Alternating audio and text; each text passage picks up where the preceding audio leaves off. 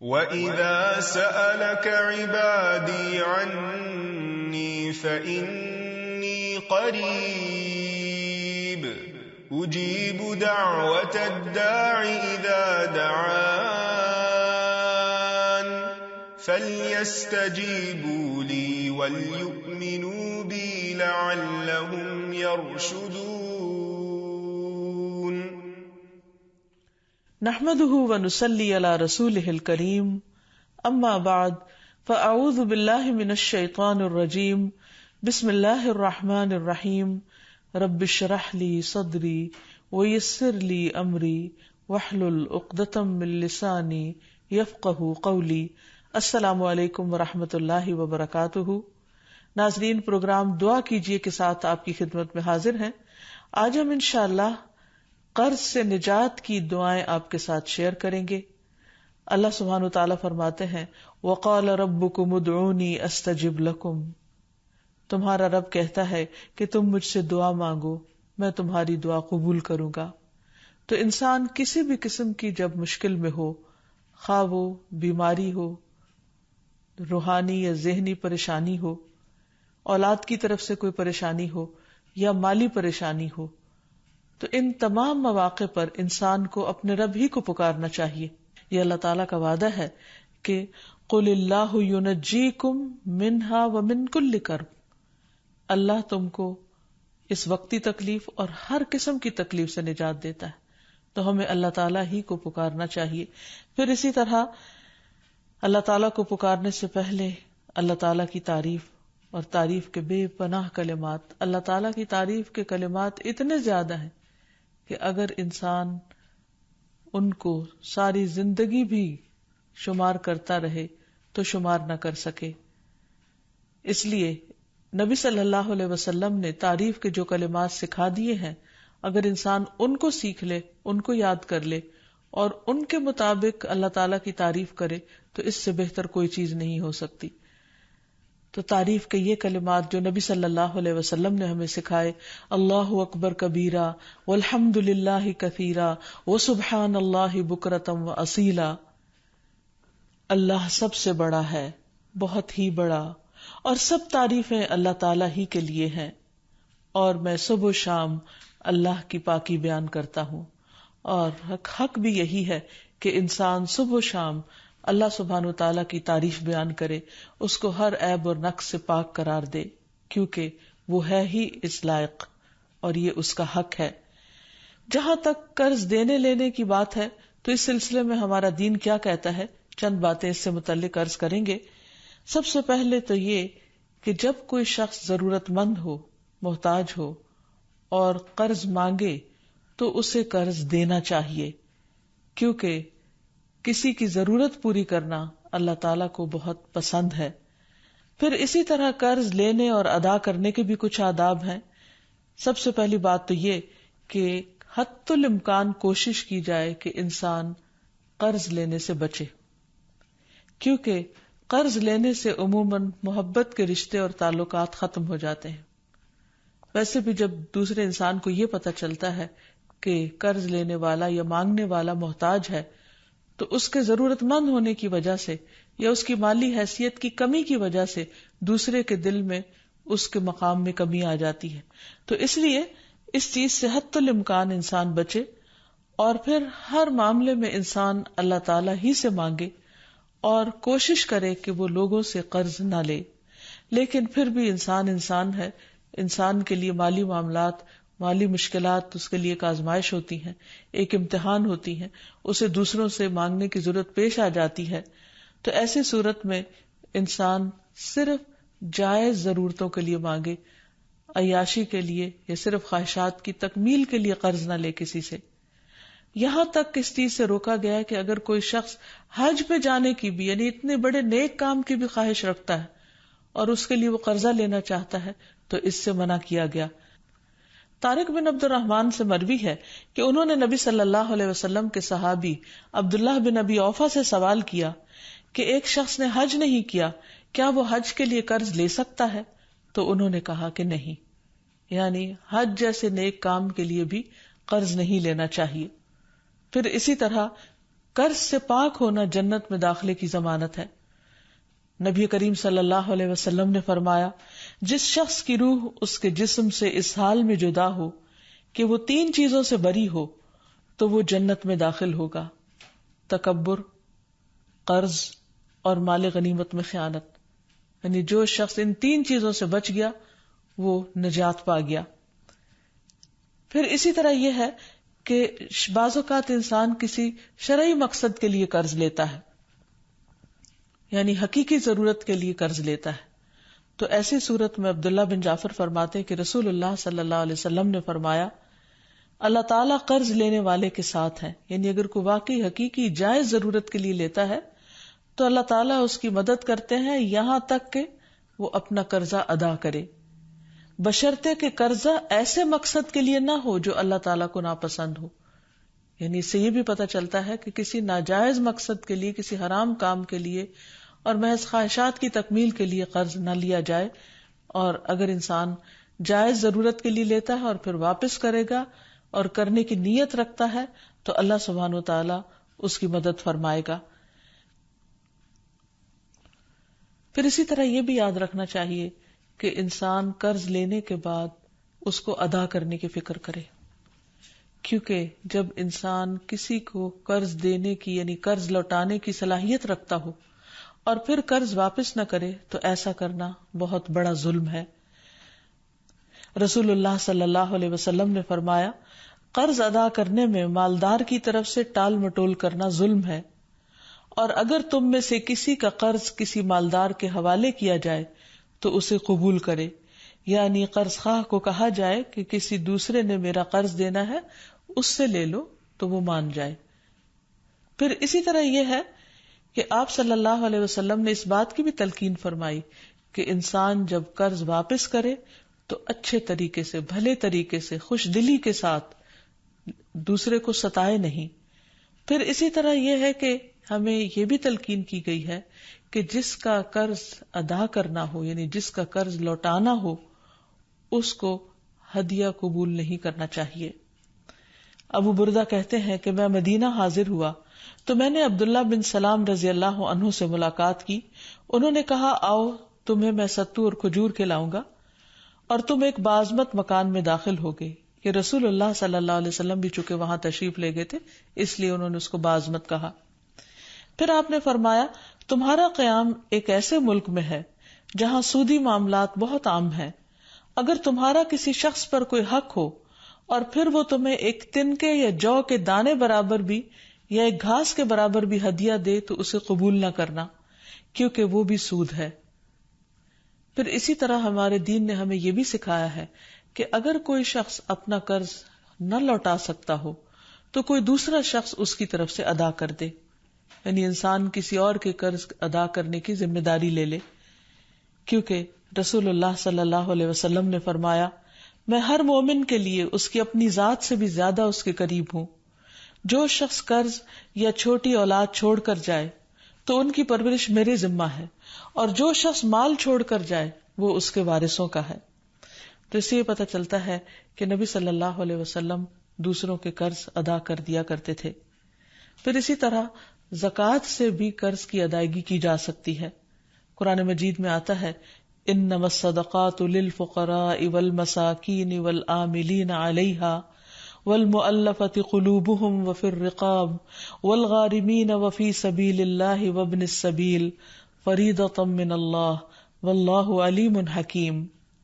بے شک صدقات تو دراصل فقیروں، مسکینوں اور ان کارندوں کے لیے ہیں جو ان کی وصولی پر مقرر ہیں، نیز تالیف قلب، غلام آزاد کرانے، قرضداروں کے قرض اتارنے، اللہ کی راہ میں اور مسافروں پر خرچ کرنے کے لیے ہے۔ یہ اللہ کی طرف سے فریضہ ہے اور اللہ سب کچھ جاننے والا اور حکمت والا ہے۔ تو اس سے یہ پتہ چلتا ہے کہ اگر کوئی شخص مجبور ہو، تکلیف میں ہو، قرض کے بوجھ تلے دبا ہوا ہو تو اس کا بوجھ اتارنے کے لیے اگر ویسے کوئی ذریعہ نہ بن پائے اور کوئی مدد کرنے کو تیار نہ ہو تو پھر اس کی مدد زکوٰۃ کے مال سے بھی کی جا سکتی ہے۔ لیکن یہ بات یاد رہے کہ ہر انسان جو قرض لے وہ قرض ادا کرنے کی نیت رکھے، کیونکہ جو شخص قرض ادا کرنے کی نیت کرے گا اللہ سبحانہ وتعالیٰ کی اس کے ساتھ مدد ہوگی، اور اس کے لیے انسان کو بھرپور کوشش بھی کرنی چاہیے. حضرت عائشہ کہتی ہیں کہ نبی صلی اللہ علیہ وسلم نے فرمایا، میری امت میں سے جو شخص قرض کا بوجھ اٹھائے اور اسے ادا کرنے کی کوشش کرتے ہوئے فوت ہو جائے لیکن وہ قرض ادا نہ کر سکے تو میں اس کا ولی ہوں. یعنی نبی صلی اللہ علیہ وسلم نے اس کو اپنے ذمے لیا. پھر کیونکہ یہ ایک بہت بڑی نیکی ہے، ایک بہت بڑا ثواب کا کام ہے. پھر اسی طرح یہ ہے کہ انسان کو اس کی بہت زیادہ فکر بھی ہونی چاہیے. ابو ہریرہ کہتے ہیں کہ نبی صلی اللہ علیہ وسلم نے فرمایا، میرے لیے یہ بات باعث مسرت نہیں کہ میرے پاس احد کے پہاڑ برابر سونا ہو اور تیسری رات مجھ پر آ جائے اور ان میں سے 1 دینار بھی میرے پاس باقی ہو، یعنی اسے میں اللہ کے راستے میں خرچ نہ کر دوں، سوائے اس دینار کے کہ اس کو میں اپنے قرض کی ادائیگی کے لیے بچا رکھوں. یعنی آپ صدقہ کرنے سے زیادہ اس بات کو اہمیت دیتے تھے کہ قرض کو واپس کر دیا جائے، کیونکہ قرض کا ادا کرنا فرض ہے اور صدقہ خیرات جو ہے وہ ایک نفلی عبادت ہے. اسی طرح ہم دیکھتے ہیں کہ ہمیں یہ بھی سکھایا گیا ہے کہ جب کوئی فوت ہو جائے تو اس کے چھوڑے ہوئے مال میں سے سب سے پہلے قرض چکایا جائے اس کا، اور پھر اس کے بعد اس کی وصیت پوری کی جائے. قرآن مجید میں بھی اس کا تاکیدی حکم ملتا ہے. حضرت علی رضی اللہ عنہ فرماتے ہیں کہ رسول اللہ صلی اللہ علیہ وسلم نے قرض وصیت سے پہلے ادا کرنے کا حکم دیا، جبکہ تم لوگ قرآن میں وصیت کو پہلے اور قرض کو بعد میں پڑھتے ہو. تو ابو عیسیٰ کہتے ہیں کہ عام علماء کا اس پر عمل ہے کہ وصیت سے پہلے قرض دیا جائے، کیونکہ قرض ادا کرنا فرض کے درجے میں ہے. اور پھر قرآن مجید میں پہلے کیوں آیا ہے کہ وصیت کو پورا کیا جائے؟ کیونکہ قرض والا تو قرض کا خود مطالبہ کر لے گا، لیکن وصیت جس کے حق میں کی گئی ہو سکتا ہے اسے معلوم بھی نہ ہو، تو اس کی اہمیت بتانے کے لیے کہ وصیت کو بھی پورا کرنا ضروری ہے. لیکن اگر میت جو ہے اس کے ذمہ قرض ہے اور اس کے ساتھ ساتھ وہ وصیت بھی کر چکا ہے تو پہلے قرض ادا ہوگا، اگر مال بچے گا تو وصیت پوری کی جائے گی. پھر اسی طرح یہ ہے کہ اگر کوئی شخص قرض ادا نہیں کرتا تو اس کی روح اس کی وجہ سے قید میں ہوتی ہے. سمرہ کہتے ہیں کہ رسول اللہ صلی اللہ علیہ وسلم نے ہمیں خطبے میں فرمایا، کیا یہاں بنی فلاں کا کوئی شخص ہے؟ تو کسی نے کوئی جواب نہیں دیا. پھر پوچھا، کیا یہاں بنی فلاں کا کوئی شخص ہے؟ پھر کسی نے کوئی جواب نہیں دیا. پھر آپ نے پوچھا، کیا یہاں بنی فلاں کا کوئی شخص ہے؟ تو ایک شخص نے کھڑے ہو کر کہا کہ میں ہوں، اے اللہ کے رسول صلی اللہ علیہ وسلم. آپ نے فرمایا، پہلے 2 بار پوچھنے پر تم کو جواب دینے میں کس چیز نے روکا تھا؟ میں تمہیں تمہاری بھلائی کی خاطر پکار رہا تھا. تمہارا ساتھی اپنے قرض کے سبب قید میں ہے. سمرہ کہتے ہیں میں نے اسے دیکھا کہ اس شخص نے اس کا قرض ادا کر دیا یہاں تک کہ کوئی اس سے اپنا قرض مانگنے والا نہ بچا. یعنی آپ صلی اللہ علیہ وسلم نے اس بات کا اہتمام کیا کہ میت کی روح کو آزاد کرانے کے لیے اس کے قرضے چکا دیے جائیں. یاد رہے کہ شہید سے بھی قرض معاف نہیں. عبداللہ ابن عمرو ابن العاص کہتے ہیں کہ رسول اللہ صلی اللہ علیہ وسلم نے فرمایا، شہید سے سوائے قرض کے سب گناہ معاف کر دیے جاتے ہیں. نبی صلی اللہ علیہ وسلم نے ایسے شخص کا جنازہ پڑھانے سے انکار کر دیا جس کے ذمہ قرض تھا. ابو ہریرہ کہتے ہیں کہ نبی صلی اللہ علیہ وسلم کے پاس جب کوئی جنازہ لایا جاتا تو آپ پہلے یہ سوال پوچھتے کہ کیا اس شخص پر کوئی قرض ہے؟ اگر لوگ کہتے کہ ہاں تو آپ پوچھتے کہ اسے ادا کرنے کے لیے کیا اس نے کوئی مال چھوڑا ہے؟ اگر لوگ کہتے کہ ہاں تو آپ اس کی نماز جنازہ پڑھا دیتے، اور اگر جواب میں نہ بولتے تو نبی صلی اللہ علیہ وسلم فرماتے کہ اپنے ساتھی کی نماز جنازہ خود پڑھ لو. یہ اس وجہ سے کہ لوگوں کو اس بات کا احساس ہو کہ قرض موت کے بعد بھی انسان کے لیے باعث وبال ہے اگر ادا نہ کیا جائے. پھر اسی طرح جو قرض ادا نہ کرنے کی نیت سے قرض لے، ایسے شخص کی بہت مذمت کی گئی ہے. نبی صلی اللہ علیہ وسلم نے فرمایا، جو کوئی لوگوں کا مال قرض کے طور پر ادا کرنے کی نیت سے لیتا ہے تو اللہ تعالیٰ بھی اس کی طرف سے ادا کرے گا، یعنی اللہ تعالیٰ مدد فرمائے گا اس کی. اور جو کوئی نہ دینے کی نیت سے لے کہ دینا نہیں، بس دوسرے کا مال ہتھیا لو قرض کے بہانے، تو اللہ تعالیٰ اس کو تباہ کر دے گا. رسول اللہ صلی اللہ علیہ وسلم نے فرمایا، جو مرد بھی قرض لے اور اس کی نیت یہ ہو کہ قرضہ ادا نہ کرے گا تو وہ اللہ سے چور بن کر ملے گا. یعنی یہ معمولی بات نہیں ہے، بہت بڑا گناہ ہے اگر کوئی ایسی نیت رکھے. پھر اسی طرح ایک اور روایت میں آتا ہے کہ محمد بن عبداللہ بن جحش سے روایت ہے، وہ فرماتے ہیں کہ اللہ کے رسول صلی اللہ علیہ وسلم اس جگہ بیٹھے ہوئے تھے جہاں جنازے رکھے جاتے تھے، تو آپ نے اپنا سر آسمان کی طرف اٹھایا، پھر اپنی نگاہ کو نیچے کیا، پھر اپنا ہاتھ اپنی پیشانی پر رکھ کر فرمایا سبحان اللہ سبحان اللہ، کیا سختی اتری ہے۔ فرماتے ہیں کہ ہم نے پہچان لیا اور ہم خاموش ہو گئے۔ جب دوسرا دن ہوا تو میں نے رسول اللہ صلی اللہ علیہ وسلم سے پوچھا کہ کیا سختی ہے جو نازل ہوئی ہے؟ آپ نے فرمایا قرض کے بارے میں، اس ذات کی قسم جس کے قبضے میں میری جان ہے، اگر کوئی شخص اللہ کے راستے میں قتل کر دیا گیا ہو، پھر وہ زندہ ہو جائے، پھر مار ڈالا جائے، پھر زندہ ہو، پھر مار ڈالا جائے، اور اس پر قرض ہو، تو وہ جنت میں داخل نہ ہو سکے گا۔ یعنی یہ بہت بڑی بات ہے، اس لیے انسان کو عام حالات میں چھوٹی موٹی ضرورتوں پر قرض نہیں لینا چاہیے، لیکن اگر کوئی شدید ضرورت ہو تو ادا کرنے کی نیت سے لینا چاہیے اور پھر ادا کرنے کی کوشش بھی کرنی چاہیے۔ پھر اسی طرح یہ ہے کہ اگر کوئی شخص مقروض مرے گا تو قیامت کے دن جس سے قرضہ لیا ہوگا اس کو مقروض کی نیکیاں دے دی جائیں گی، اور اگر اس کے پاس نیکیاں نہیں ہوں گی تو قرض دینے والے کی برائیاں مقروض کے ذمہ ڈال دی جائیں گی اور وہ ان کی سزا بھگتے گا، کیونکہ وہاں درہم و دینار نہیں ہوں گے، صرف نیکیاں ہی ہوں گی۔ دوسری طرف ہمارے دین رحمت ہے، تو اس میں مقروض کو معاف کر دینے پر بھی بہت سی احادیث ہمیں ملتی ہیں اور اسے ایک بہت بڑی نیکی قرار دیا گیا ہے۔ رسول اللہ صلی اللہ علیہ وسلم نے فرمایا کہ جو شخص قرضے پر مہلت دے اس کے لیے روزانہ صدقہ کرنے کا اجر ہے۔ برائدہ رضی اللہ عنہ سے مروی ہے کہ میں نے نبی صلی اللہ علیہ وسلم کو یہ فرماتے ہوئے سنا کہ جو شخص کسی تنگ دست مقروض کو مہلت دے دے اسے ہر دن کے عوض اتنا ہی صدقہ کرنے کا ثواب ملے گا۔ پھر ایک اور مرتبہ سنا تو نبی صلی اللہ علیہ وسلم نے فرمایا جو شخص کسی تنگ دست مقروض کو مہلت دے دے اسے ہر دن کے عوض دگنا صدقہ کرنے کا ثواب ملے گا۔ میں نے عرض کیا یا رسول اللہ صلی اللہ علیہ وسلم، پہلے میں نے آپ کو ایک گنا پھر دگنا ثواب کا ذکر کرتے ہوئے سنا تو نبی صلی اللہ علیہ وسلم نے فرمایا قرض کی ادائیگی کی مہلت کا وقت آنے سے قبل اسے روزانہ ایک گنا صدقہ کرنے کا ثواب ملے گا، اور قرض کی ادائیگی کی میعاد گزرنے کے بعد مزید مہلت دینے پر دگنا ثواب ملے گا۔ تو اس سے یہ پتہ چلتا ہے کہ جتنی جو مقروض کو ڈھیل دیتا ہے اس کے لیے اجر اتنا ہی زیادہ بڑھتا چلا جاتا ہے۔ پھر قرض کا اجر جنت کے دروازے پر بھی لکھا ہوا ہے۔ رسول اللہ صلی اللہ علیہ وسلم نے فرمایا ایک آدمی جنت میں داخل ہوا، وہ کیا دیکھتا ہے کہ اس کے ایک دروازے پر لکھا ہوا ہے کہ صدقہ کا ثواب 10 گنا اور قرضے کا ثواب 18 گنا ہے۔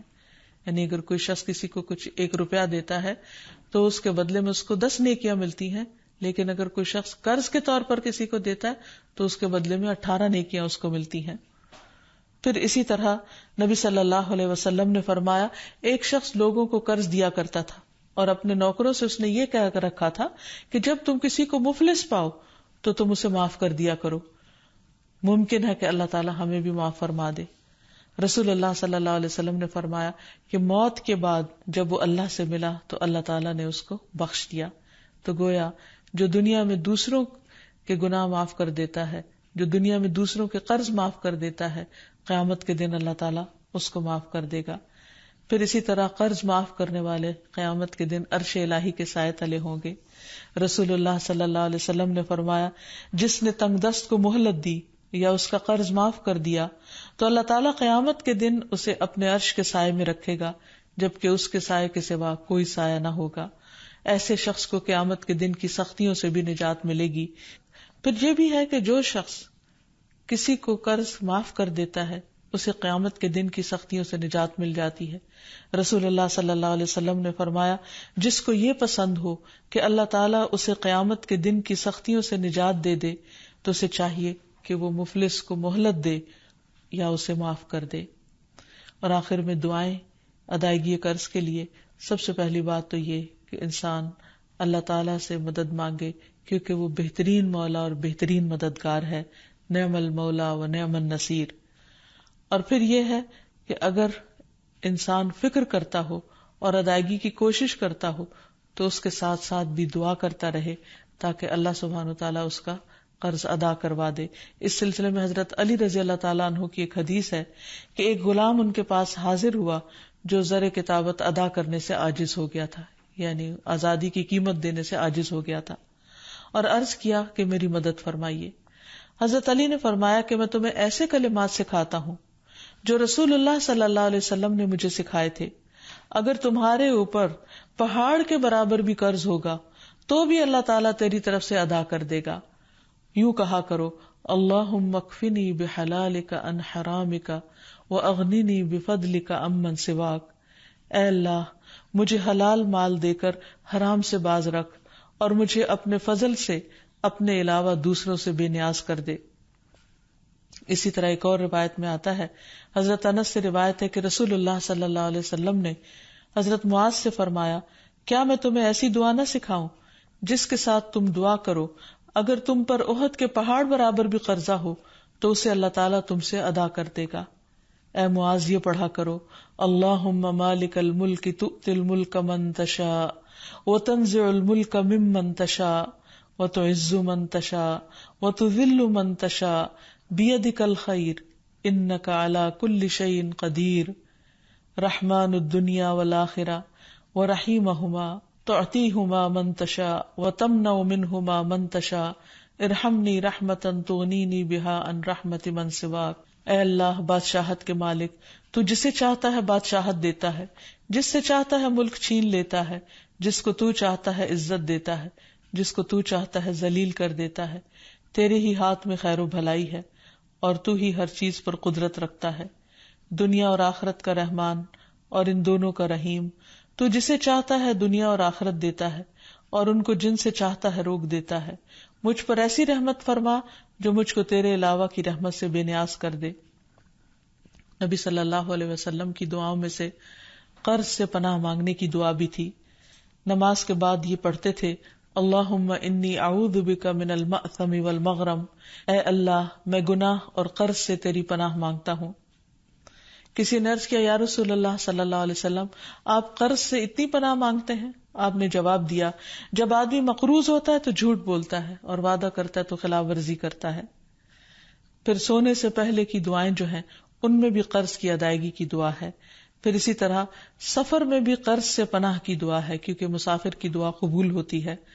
نبی صلی اللہ علیہ وسلم جب کہیں قیام فرماتے تو یہ دعا پڑھتے اللہم انی اعوذ بک من الہم والحزن والعجز والکسل والبخل والجبن ودلع الدین وغلبۃ الرجال. اے اللہ میں تیری پناہ مانگتا ہوں غم اور رنج سے، عاجزی سے، سستی سے، بخل سے اور بزدلی سے، اور قرض چڑھ جانے اور لوگوں کے غلبے سے. تو یہ ہیں وہ چند مسنون دعائیں جو نبی صلی اللہ علیہ وسلم نے سکھائیں. اگر انسان ان کو پڑھتا رہے تو قرض سے نجات حاصل ہو جائے گی. اللہ تعالی ہم سب کو ہر طرح کی پریشانیوں سے محفوظ رکھے. وآخر دعوانا ان الحمد للہ رب العالمین.